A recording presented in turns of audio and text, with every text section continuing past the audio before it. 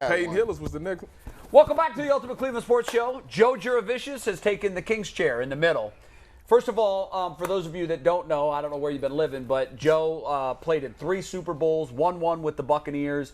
He's a Cleveland guy from Lake Catholic? Lake Catholic High School, and then later played for the Cleveland Browns. We're going to get into all of that in just a minute, but when we first found out that we were going to be doing this show, we reached out to the guys with Cleveland ties, and your name was one of the first one that came up. We've got to get Joe in studio. Then we found out that a couple of years ago, a Kansas City radio station had called 92.3, where G. Bush works, and said, hey, we'd like to have someone on to talk about the game. And somehow there was a miscommunication. They either thought they had specifically asked for your number, but they thought they were getting Joe Jurevicius, but they really got Garrett Bush, who was a weekend radio host, had played football in college, but never played in the NFL. So if you're hearing this for the first time, the setup to this is Garrett Bush goes on the radio station. The hosts think they're talking to Joe Jurevicius, but they're not. And my man carried out the ruse for about 15 minutes, and they never figured it out. Here's the only clip of the interview that we have. If we had the whole thing, trust me, we would play it. But let's jump off with this sound clip. Watch.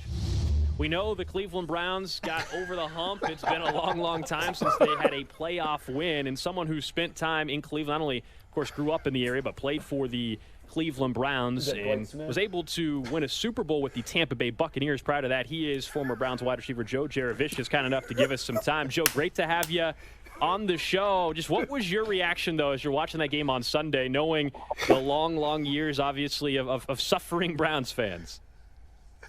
It was just a great opportunity to just watch the Browns really, get over the hump a little bit there. When you go back and you look at, what the Browns have gone through over the long period of time, just being, a person in this area, growing up in Northeast Ohio and looking at what, the Browns, look what the Browns have gone through from, the Binder fumble to, going through what they've gone through over that time period with Elway and some of the things that, putting on his white John Elway and trying real hard put him through and not being able to get over the hump and the team leaving.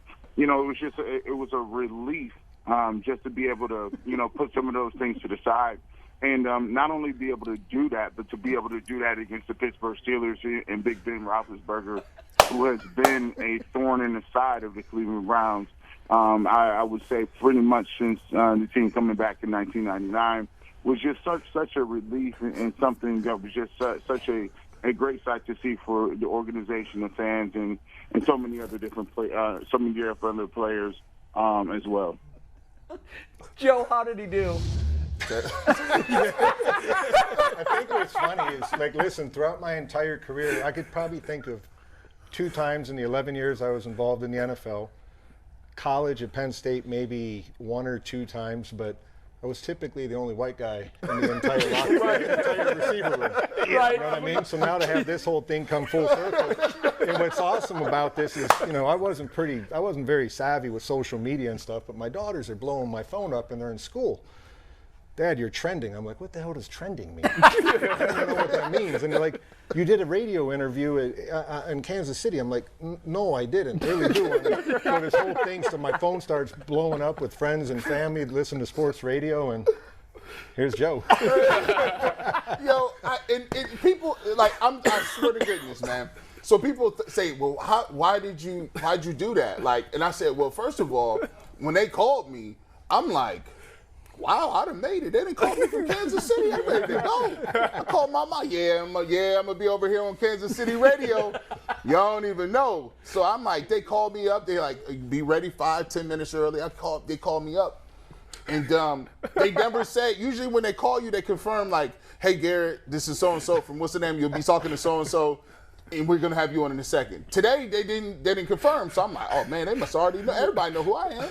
So they was just like, he gets through his intro, and then all of a sudden he says, we got Super Bowl winning receiver Joe Jurevicius. And I'm just sitting there, and in my mind I'm thinking, there's 1 or 2 ways out of this thing. I could either tell them you got the wrong dude, and they're going to say, wow, And then the producer, whoever signed me or find my number, is going to be looking crazy because not only am I not white, not only am I too fat to be a receiver, Check. and I ain't even that hot. I would do 1 weekend a week. I do 1 day a week. They like, you couldn't even get a regular on? You could at least faked it with the regular. You got the weekend dude. So I just said, well, you know what? I don't want to cause no troubles. I'm going to just do the interview, bro. So I just dug in my bag and was like, you got to sell it. You ever be a stand-up comedian? It's the oh my goodness before you start talking. Because he heard that a little bit like, oh. I like his cover on, growing up in Northeast. Pretty big area. That could be Youngstown. Joe, my favorite was he was asked later in the interview, like, what was the reaction to your teammates when you won? And you gave the story about the tarmac. Oh yes, Repeat that. I say, it's once in a lifetime opportunity. You work your whole life to get to that point. And I tell my teammates, we had a meeting before, before we left for the stadium. I said, listen, when you get here, you soak that in. You never know. You never know when you're going to get the opportunity to be back here. And when you get off the plane, off that tarmac. That's real, though. It just pretty hits cliche, you. right? It hits you, man. He's been listening. He done quoted his favorite football movie. Exactly. I was like, man, this year I'm not playing that. The only tarmac we got off at OU, we got off at Iowa State one time. And we got blew out. I'm like, It wasn't the same speech. No, it wasn't the same speech. It wasn't the same accommodations. We didn't have the same lunch. We didn't have the same hotel. But he was. I'm shout out to Joe because he was a good sport. Like a lot of times, people could have came on and be like, "Who the hell is this guy?" I think he came on our radio station after that. He was with Dustin and Adam the Bull, right. And they talked about it. He was a good sport about it. I wasn't clout chasing or nothing, man. Some people would be doing stuff and you'd be like, "Hey, I'm gonna just do this to get on." I was like, man, I was honestly looking out for the people to say I just wanted to be awkward. So I finished the interview and then somebody gave me the name Bro Jurevicius, and it kind of like. It stuck for it's a great nickname. Yeah. Put it on So the later in the show, we're going to play Bro versus Joe. So each of the guys have given us a handful of tidbits about their lives that very few people know.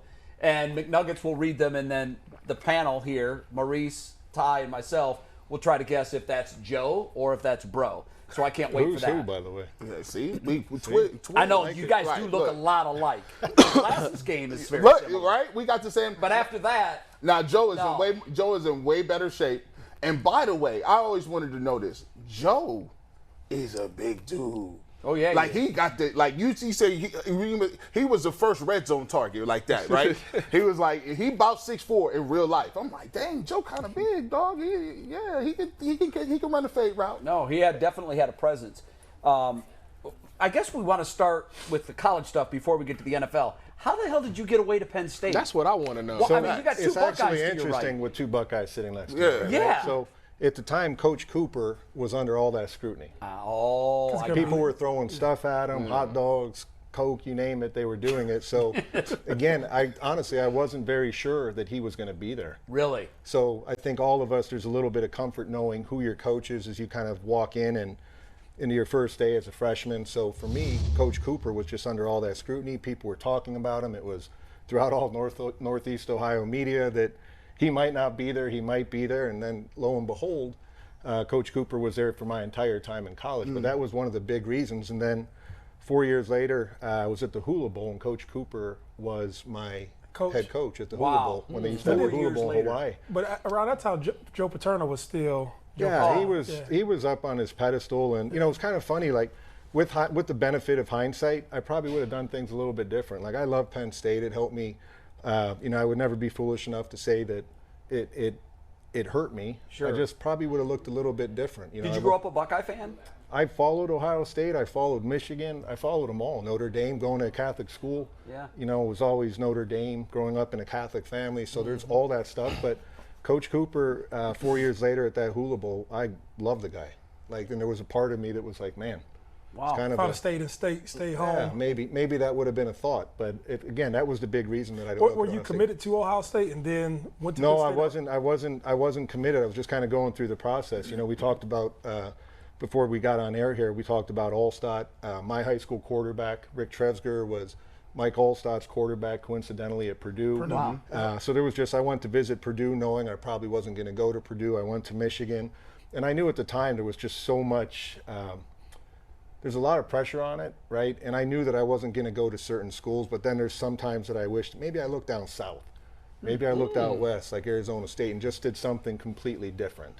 But I could tell you, you know, Penn State's a great school. It helped me get to where I am today. Sure. And the number one reason, in all honesty, that Ohio State wasn't looked at is just because Coach Cooper was under a lot of scrutiny. There was a lot. I remember, gosh, every year he'd go undefeated, and then he'd go into that Michigan game. No, don't talk about it. I know. Listen, Don't I've got talk the about scars it. from it too. It was very difficult to watch, and I can understand how, because that's very important. You know, you guys made that decision, and you know when you're in that spot, you want stability. You want to make sure that that guy's going to be there for your 4 Yeah, and years. I think if you look at what's going on here in Cleveland, right, from my time here, I've never seen more change. I mean, there's change every year, whether it was an offensive coordinator, whether it was a head coach.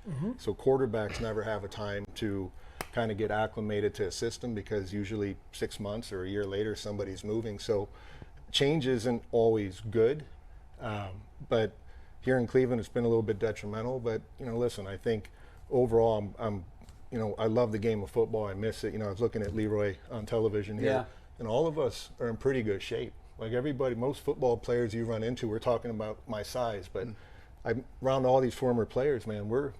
I think most of these guys stay in pretty good shape, and I'd love to get back after it, but I'm only good for one smoke out, one step, and then I'm falling down. You give me a 3rd and 1, I'll bet you I can help you out. I'll catch it. I just don't know if I can run Fall fast. forward. Let me ask you this question. You know, when I talk to Tyvis all the time, and Maurice was on earlier this year, when you're done with the game, right?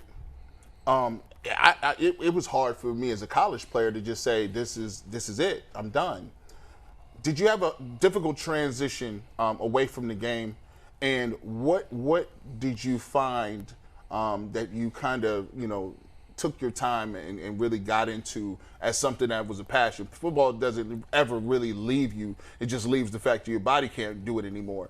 But what was it difficult for you to transition, and what have you got into now that kind of took that place? Yeah, well, I think this is actually going to kind of go to what Maurice is doing right now. I will tell you that mental depression is a real thing. I think the head injuries, going from being not necessarily on a pedestal, but from having that kind of high stakes lifestyle to where you're playing football every week, every weekend, right? You're staying in shape during the off season. Every day you're competing against somebody to stay on top, to keep your position, to not have them draft somebody high. That stuff was a reality for me. So I remember for 2 years after I battled depression pretty bad. I battled it to the point where I one time went on a high school football field and I started crying. Wow. I could not step on anything green. Really? Yeah, it messed with me. So how did you get over that? well, that year, for those 2 years, I have a buddy, my best friend from football is a guy named John Howell. He was a backup safety to John Lynch in Tampa. Yeah. And John's a John. rancher. He's a rancher in Nebraska. And 45,000 acre ranch, and I went out there and I played cowboy for a couple years. I would fly back on the weekend to be with my daughters. And then, you know, knew that ranching wasn't going to be my livelihood. Well, it's therapeutic. Yeah, but it was therapeutic. And again, you're trying to find all these outlets. So anybody that knows me, I love hunting, I love fishing, I love my kids, my wife. So I just tried to kind of find something to do back home. I got into laundromats. Now it's blown up into this commercial laundry business. I've heard that. The Clean Group. So, you know, we're doing Rocco Whalen's restaurants, and we're doing bars and the Aloft hotels, and we're doing all these big things here. And I bought a warehouse on 55th, right down the road from here. So I just kind of got into this learning business to keep myself occupied. But I will Is that everyday purpose? Yeah. Is that what Yeah. you think pulled you out of your depression? I think sometimes it puts me back into depression. but what I would just tell you is, like, I think it's important that you talk about it, right? That depression, it's dangerous to find yourself in bed. You know, all the things, all the bad things. You know, I'd be a hypocrite to say that there wasn't a lot of you know, things that professional athletes have. You know, I was trying to find pills, and I was trying to do all these things that just kind of sleep throughout the day because I couldn't sleep at night. So I would just be up and I'd be tossing and turning, and you know, these bad thoughts creep through your head. I think, but he did say something, like, there was a couple things you said that I can identify with. Just staying engaged in something that's like a high level of engagement, getting ready for a game, getting ready for practice, or he's about to take my job, just always being on and not being a driver, right? And I think a lot of times when you transition from the game, you say, okay, where does this skill set apply elsewhere, and how can I create this environment? Yes. And most people aren't wired to want to be engaged or want to be serious or want to be chasing something, you know what I mean? And I think just always having something on the board. So, excuse me, you may have found it with business where I got a team, I got targets, I got things I'm trying to accomplish. And it's not necessarily for the money, but just for the engagement of it, or the pursuit of it, or just to put yourself in something. You kind of turn your business into a football mentality. Yeah, it's literally because that's what you know. Yeah, because to think about it, like, it helped me in my career in football. Like, I was successful when I was on. So how can I take this same mentality and apply it to something outside of football? Sure. Because if it helped me be successful in football, then if I take that same mentality and apply it to elsewhere, I should be as good. That's kind of the way. But that's the way I thought about it. No, but the depression bridges from. Oh yeah, I ain't talking about the depression. No. You don't know where it's like. You don't know how to go from here to this next phase, and then just like the little gray area in between becomes a depression because you're like, damn, what do I do? He's not going to a locker room anymore. Yeah. He's not going to a team meeting anymore. He's not, even though he's Joe Jurevicius and there's a reverence for him, like I have to bridge that new thing, and then I have to start from here to get to what's next. To get to what's next, and so that's tough, you know, and then. You know, you have, in a professional world, you have a lot of things that hold you to make you who you are. And now you have to do all these things yourself. And you have to develop all these skills and develop this different mentality and develop the team. So I don't know. And I think kind of to his point is, like, you don't want to fail as an athlete. So for me to get into business, I started hiring business coaches. I started hiring a former CFO of a company to start learning numbers, which was my downfall in school, right? Sure. So now here I am dealing with numbers, and I'm putting myself in an uncomfortable situation. And with my kids, my daughters, I always tell them, I need you guys to get comfortable with being uncomfortable, because people that flourish, right, athletes that flourish, man, you're always uncomfortable. It's hot outside, it's cold outside. My body doesn't feel right, but I need to kind of make this play right here. My team needs me to step up, need to win this game. So, you know, I have sports to fall back on, but it took me a few years. You know, doctors and psychiatrists and it's interesting. You just like Maurice, you went to what you knew in your life, and you said, I need coaches. Like, I mean, your whole life you had a position coach, you had a head coach, you had a coordinator, and so I find it fascinating that to find that same success or even personal happiness, you created a structure around you that had been around you in all your early years when you had success as an athlete. Yeah, there's zero question. So I think all of us do better with coaching. I don't think there's one guy up here that couldn't go on a pro football field or a college coaching facility and coach guys, right? We know the game well enough, but for me, I did not know business. I knew nothing about it. And to go into grabbing some of the accounts like Rocco's Place and Aloft Hotels, Joey Longo's places, to go throughout Cleveland, Ohio with my best friend from high school, and to be able to kind of build this thing to where we are right now is almost in a way more meaningful to me than what I did professionally. Because you had to work harder at it? Yeah. Didn't come natural? It was brutal. I mean, I remember one time one of my laundromats I opened up on Lorraine Avenue, I was working on a machine.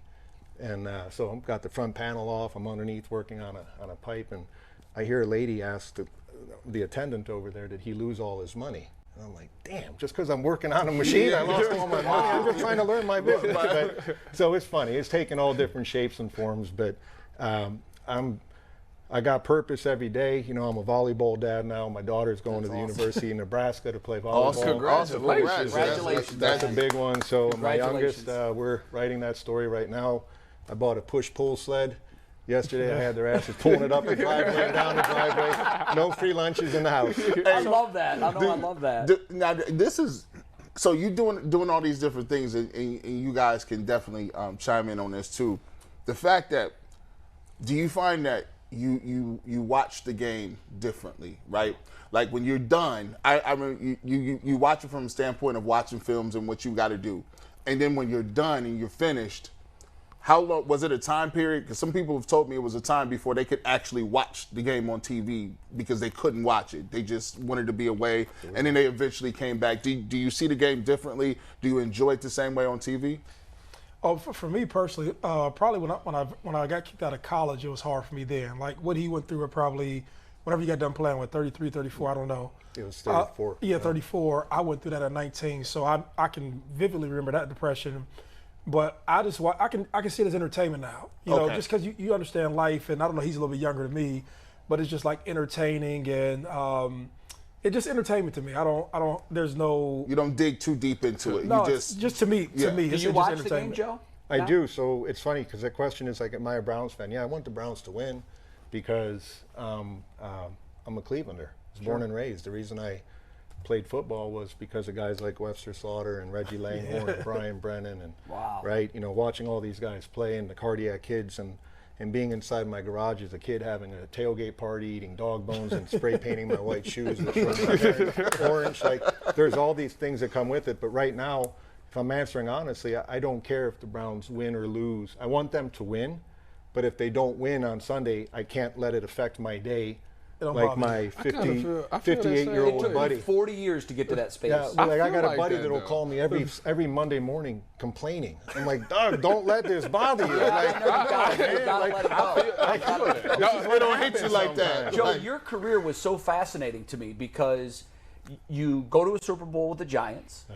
You win a Super Bowl with the Bucks. Yep. You go to another Super Bowl Yeah. with Seattle. So I remember having conversations with friends that I had in Tampa that grew up like me, a huge Cleveland fan. Right. And by then I had already moved to New York, but I followed the Bucks and I had a group of friends in Tampa that were from Cleveland too that knew your career well. And I remember when you became a Cleveland Brown, I called a bunch of them and I'm like, he's the missing link.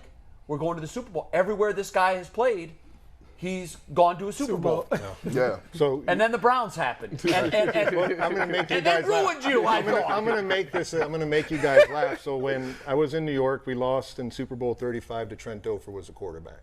Dilfer was released, went over to Tampa. Yep. He came back to Tampa to win the Super Bowl. So I went from New York over to Tampa. The Buccaneers release Dilfer, right?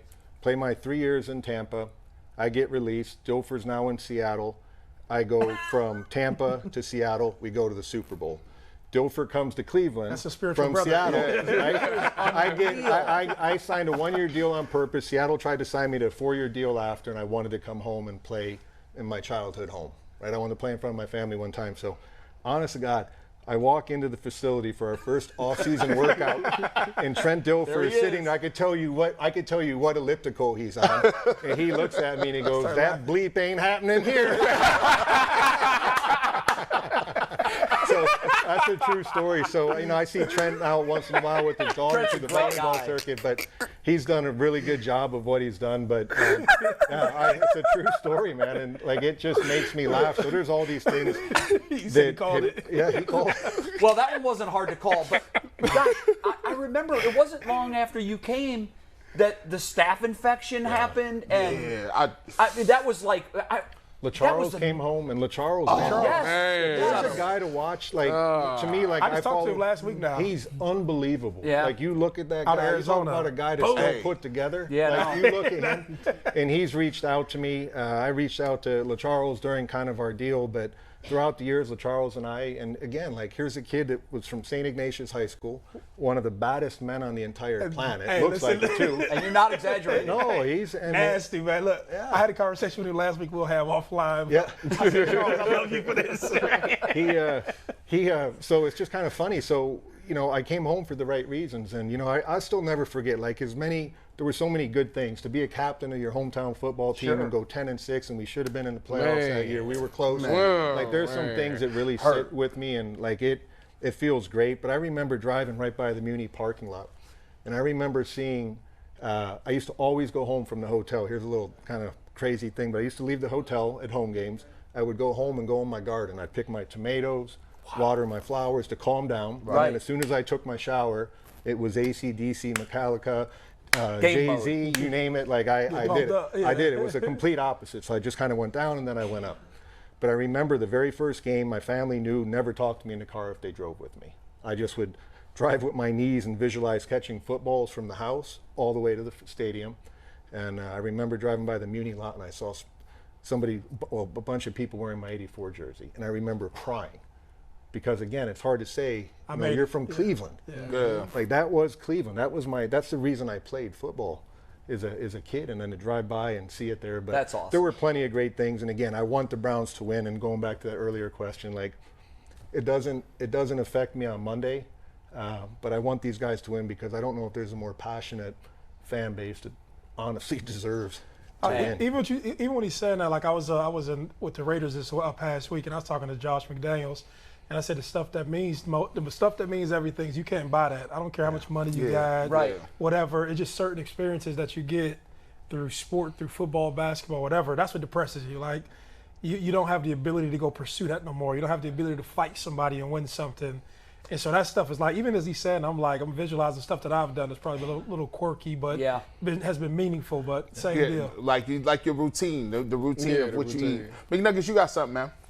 It's time. It is time. People are asking. But before we do Bro versus Joe, I just want to say I had goosebumps when Joe was telling that story. That 84, driving by the you seeing somebody with the that's a scene in a movie. No, it really is. That's a scene in a movie. Like it got me. real. Like, that was real. I mean, it really was. And I think it's important to all the crazies that assemble every Sunday in the Muni lot to hear that story. That's crazy. Because to know that they meant as much to you as you meant to them. That's what makes this whole thing work. That was a top 3 memory for me in my career, and it wasn't even a playing thing. It was driving by. But it symbolized everything you did worked. Yeah, it made it come full circle. Yes. Yeah. All right, I can't wait. Bro or Joe? Bro or Joe, this is maybe the most anticipated segment we've done so far. All so time. the music. I'm going to cry. Oh, man. And let's get this. Here's how Bro will cry. I'm going to present you a fact. Jay, Tyvis, Maurice, you're going to have to guess. All right. Bro or Joe. So without further ado, Steve, let's fun fact number 1. I'm a huge space documentary buff. So much so, I have a tattoo of Saturn. Is that Bro Jurevicius or Joe Jurevicius? That's absolutely Joe. That's absolutely Joe. I'm gonna say bro. I'm going to say bro, too. Survey says It's got to be Joe. it is Yes, sir! So you guys know him the least. We spend 2 hours in the gym every day together right next door. And you ain't never said anything about that. There it is. Yes, sir. It's just Saturn. All these conversations we've had in the gym, and you've never once said anything about that. That means we're interesting. We had a lot of other stuff to No, talk we about, didn't. right? No, we turned up a lot of stones. I thought I was going to go undefeated. Joe, I literally was like, I was driving to work today, and I thought, I'm going to get them all right. I know Bro Jurevicius. I know him. I guess I don't. Not well enough. Yeah, let's see. Are you a space buff at all? I think that stuff's for geeks. I'm sorry. I'm just saying. That's why my wife and my daughters fall into that. I'm like, oh, man, like a geek. I know. I just don't get it. I'll And if be you out don't here get it, you don't get I'll it. be fooling y'all out here. I tell you, bro. And that's just the first one, guys. We have a couple. Okay. man. I'm 0-1. Number 2, Steve. I took a ballroom dance class and was asked to compete not long after. Is that Bro Jurevicius That's Joe. or Joe? That's 1,000% Joe. I'm going Joe, I'm going for the too. That is footwork. I'm going 1,000% with Joe. Joe, for sure. They seem confident. Are they right, though?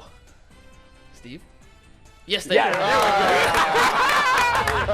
Yes. So I ain't giving you any credit for dance I skills. took ballroom dancing, right? So one thing that I think I can do is, after spending all the time with my buddies throughout the receiver room, Oh, yeah. I love dancing. I like having a good time.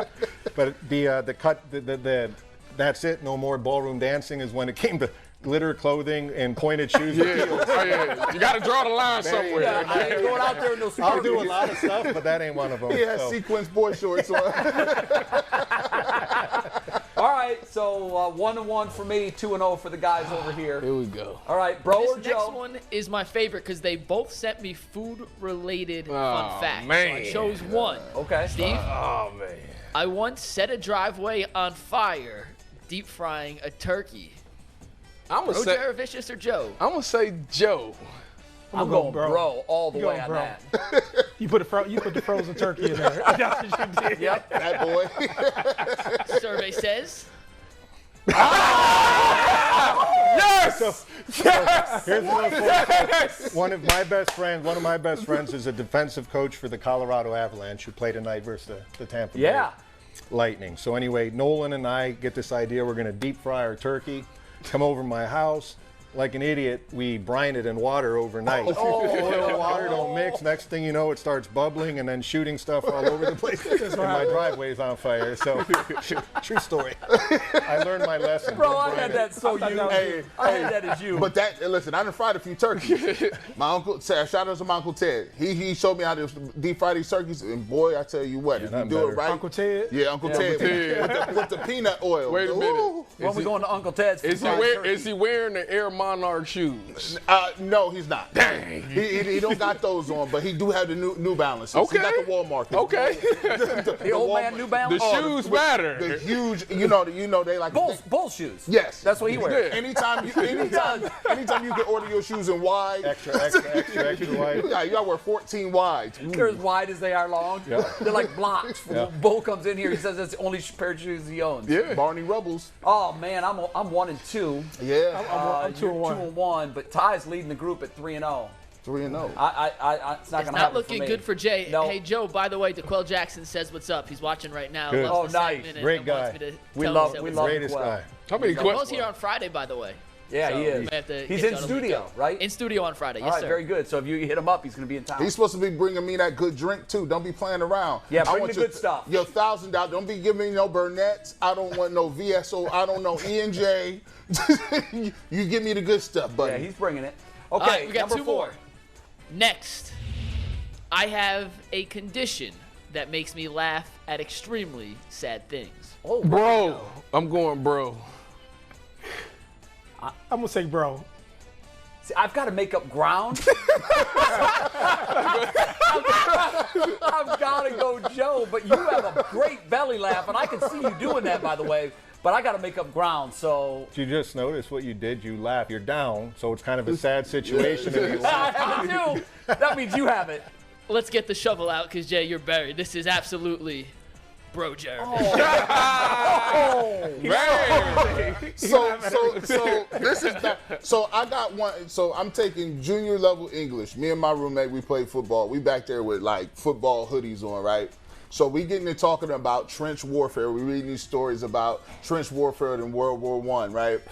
And so there was just a random line about guys just going down over this field getting mowed down.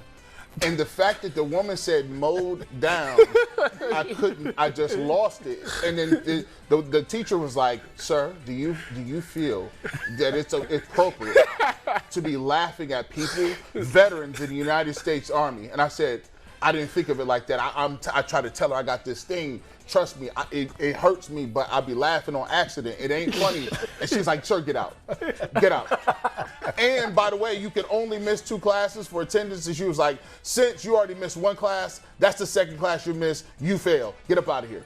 Wow. This is high school or college? Oh, this college. Oh, so now we're playing with your I'm eligibility. about to say, was you academically ineligible? I was there at summer. I was summer school game. Wow, all because of this condition. All because of that, right? It's crazy. I even went to What's that condition Is called, this by a the way? trench? It's a good. It's a medical you can look it up. The condition is called insensitivity. You don't really actually clinically have this. No, it's a thing. Like Like, do you have it? Like a doctor told you, yeah, you've got this. So, Well, like, if no. you go to a funeral, you might break out laughing? yes. Really? It's I can't cope with it's like I can't. If you say I got hit by a train, for me it's gonna be like, who dies by getting hit by a train? That never happens. And then I laugh, even though like somebody. I feel like I got that tad bit though. So it's kind of like Tourette's, right? A little bit. I think I got that. A little We bit. just start blurting out cuss words. Yeah, like it's just. yeah, it's definitely. McNuggets, you get that definition coming up next week. Yeah, Wow. we got one more, by the way, and before that, I can't win. Shout out to DeQuell, by the way. He's watching. He says he got whiskey. He's coming with the whiskey. So DeQuell, if we have a Mount Rushmore of favorite guests, we have more than 4 we need to add, but DeQuell is a certified lock on that list I mean, for sure. it's crazy. All Okay, right, number last 5. one. I have an awesome collection of baseball cards, including a Kobe Bryant rookie card. Who doesn't play baseball, but besides the point? Yeah. I'm gonna go for Joe for that one. I'm gonna go Joe as well. Gosh, again, I got to make up ground, but I really, you know how much I love baseball. That's my thing, and you've never told me that. I feel like I'm on the newlywed game right now. I don't even know who you are anymore. Are you my college boyfriend or what? I took his age and what Kobe meant to us around that time. You just don't look like. I think like he would have probably appreciated. So where do you go? I gotta go with Joe. I gotta go. What's with the Joe. answer? I need to go. Before I give the answer, Please. the condition G has is pseudo-Bilar effect. Can I? Oh, okay. There I'm you go. trying to go. P-S-E-U-D-O-B-U-L-E-A-R. That's the first time you've ever heard that word. Yeah, it is. And the answer to that question, take it, Steve. It's G. Bush. I was about to go 5-0, man. I'm sorry. We just sold. I had a Michael Jordan rookie set. See? Olajuwon, Charles Barkley, you Yeah. name it. Some of the best guys to ever play the game. It really is So, incredible. I didn't have Kobe's, but Yeah, so this Wow. was kind of cool. I didn't look at you as a baseball fan though. Oh, come on. I got every from 95 and 97, I have the entire roster. All of them submitted in plaques. All of them. Kenny Lofton, Baerga. I think the Baerga one's actually signed. I also have a lot of Michael Jordan, Magic Johnson. I even got NASCAR cards. And you never told Jay this. No, see, So I don't even know who he is never came anymore. up. so this is kind of It never interesting. came up. So these guys said they've been working out together. Like, you guys must be working out for 2 minutes and that's it. Oh, listen, hey, you guys got a lot of learning to do about each other. We actually be trying to lift, but it's a Walk through whole. the door, walk out, take a sauna, go home. Yeah, I'm one of them dudes that be spotting you and never lift. You be like, hey, bro, you gonna spot? No, I'm just here to spot you and talk to people. I wanted to go 5-0. Gee, you See, this messed is me great. up. This Joe, is, did you play baseball? I did. So If you weren't a professional football player, could you have played professional baseball? So I 'Cause have. I'm told my, you were pretty good. My cousins were all Division I baseball players. No kidding. Huge baseball fans and baseball, fans of baseball and players. So my Uncle Joe always used to sit there and talk to me about a switch hit, and I liked the game and probably would have played center field. Wow. I could run a little bit Yeah. back in the day at least. So it's a great game was to a watch. switch hitter? what a unicorn, a switch hitting center fielder Yeah. that could run, and you're a white With guy. that size. But I chose to make minimum wage in the NFL instead of making $250 million. But Yeah, it is pretty sick. Do you ever wonder, man, I wonder if I could have made it to the big leagues? no, I don't really think about that stuff. I've kind of, I always use the term like land a plane. Like I've landed my plane. Like I don't Facts. really think about coulda, woulda, shoulda. I'm appreciative. This the question. You asking it wrong. Yeah. Do you have a son? I don't. If no. you had a son and he was trying to decide between football and baseball, which direction would you steer? We'd be working on his right arm right now. Look, see, Yeah. It's right? just crazy and they're great. They're unbelievable athletes, and to play the game that many days in a row and for months in a row, and then to do what they do it's an unbelievable game. But again, on the flip side of it, I wouldn't trade it for football. No kidding. Like I love the game of football and everything. That's that great. comes with I it. have to ask you this before you leave, because I remember when it was in the news cycle, I was like, wow, that's just such a wild story. Am I remembering correctly? Were you a victim of a home robbery with a dude with a gun? Yeah. What happened in that situation, and how was it diffused? Yeah. So it kind of goes back to our earlier conversation where I ended up, I was going into my barn at my house. I worked out of my home office that day, and I went in there, and somebody popped up from behind my bar and had a gun at my head for 30 minutes. And like my 20 seconds of my life was sheer, like, I'm surprised I didn't wet my pants kind of thing. Like I was that scared for about 20 seconds. And then the, kind of being an athlete, that fighter, that fight or flight kind of thing kicked in. And I remember reading an article about Conor McGregor, and he used to talk about some of the best fighters in the UFC that when they're getting choked out can keep their composure and get out of a situation. Right. But for 30 minutes, I was terrorized with a gun. Getting a piece of steel to touch the back of your head's never a good thing. Oh my God. And I was just kind of starting to get my head wrapped around depression, kind of getting it Right. going. And then PTSD kicked in. And again, it wasn't the fact I got robbed. It was the fact that had my wife and my 2 young daughters walked in and that happened to them, it would have been brutal. It How was did you life-changing. diffuse the situation? How did it end? Basically, once I got outside and I saw him switch the gun from right hand to left hand and kind of look between my barn and my garage. See you opening. I bolted. You tackled him. And no, the hell Took no. off. I got back in the house and grabbed my you gun. ran from him. Nah, but it was just kind of one of those things where, you know, you're not expecting it. You know, I'm in my mid-40s at the time. Now, you know, obviously in my late 40s here, but you walk into the house and you're just going to a place that my wife, my daughters, like every weekend, that's our kind of watch TV, watch some sports. I read in there. I would get up every morning at 6 o'clock and I would read books, just not on Space or Saturday. Or whatever. Right. But that's what messed with me, was the fact that, you know, if my wife or my daughter walked in, or my 2 daughters walked in there, that was difficult. Were you targeted because he knew who you were, or was he? Yeah. Did he ever figure out who you were? Well, I mean, it was weird because he had on my Super Bowl gloves, and that's when I did have my son was living, and you know, I thought I recognized something, and it were the gloves I wore in the Super Bowl. That when he broke in, he went in and grabbed he wore them to not put fingerprints on anything. So He had to know then that you were a football player. at some point, yeah, I'm sure there's pictures and stuff on the wall from, you know, my former life. But again, I think the pain of it all was just. And you testified. I think Yeah. I saw this about 1.5 years ago, Yeah. and you testified because he had broken into someone else's Yes. house as well. Yeah. And it was just riveting. The courtroom, and I mean, for you to come back and be able to speak with that level of composure Yeah. was I was just like, wow. I told the judge, like, the competitive side in me is, you know, what I want to do to this guy is never going to be allowed in the courtroom, right? Like, you mess with me.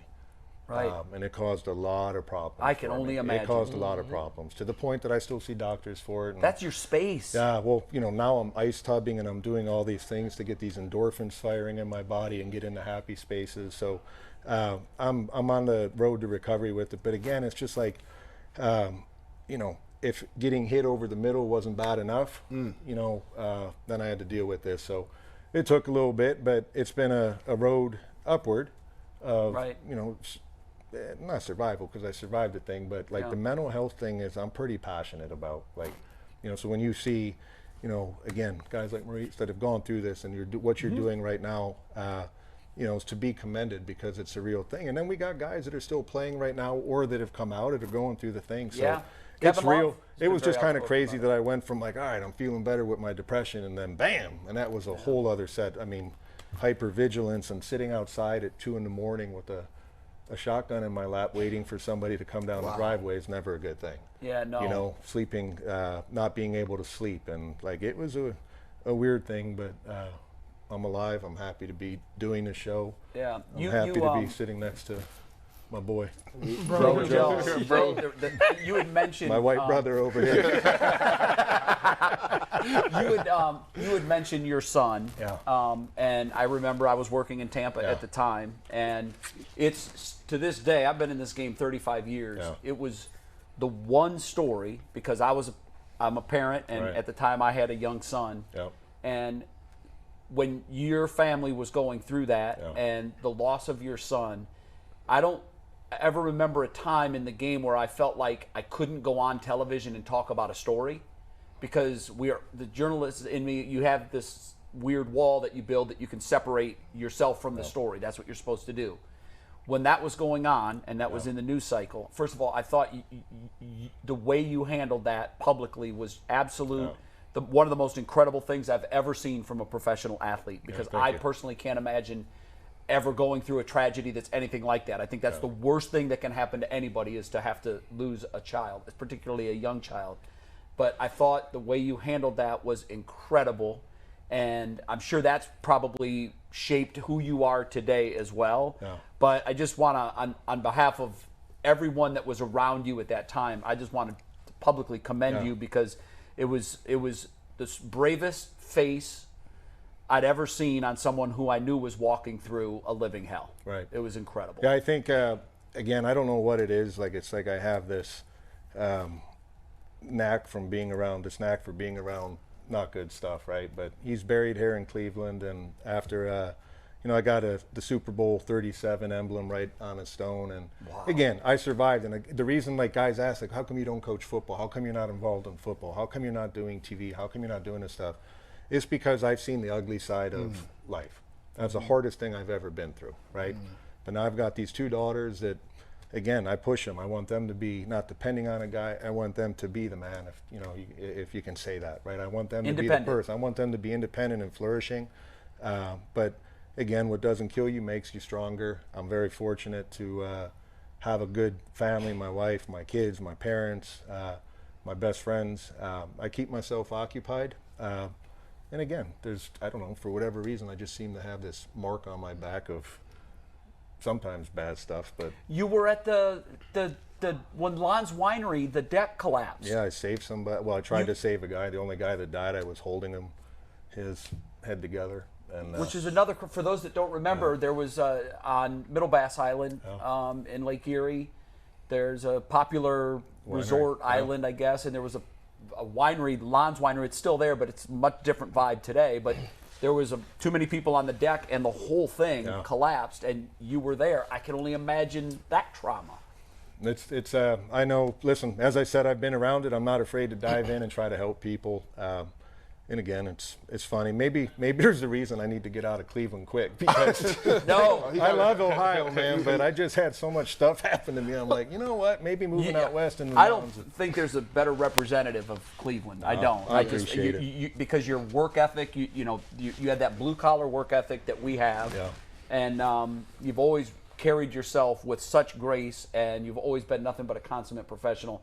And we're thrilled that we had a chance to have you come in. You want to stick around for our top 5? Sure. Because when you go out there, it's going to be about 10 degrees hotter than when you came in. And it was already hot when you came in. Oh, no. It was 2 days hot outside. My warehouse, when I walked into my warehouse on 55th today, I walked in, and I mean, it was bad. And it's supposed to be in heat index of 97, right? It's creeping up there. So the warehouse had to be 115. And I called all my employees together, and I said, if you need my ass, I'll be upstairs in the air conditioning.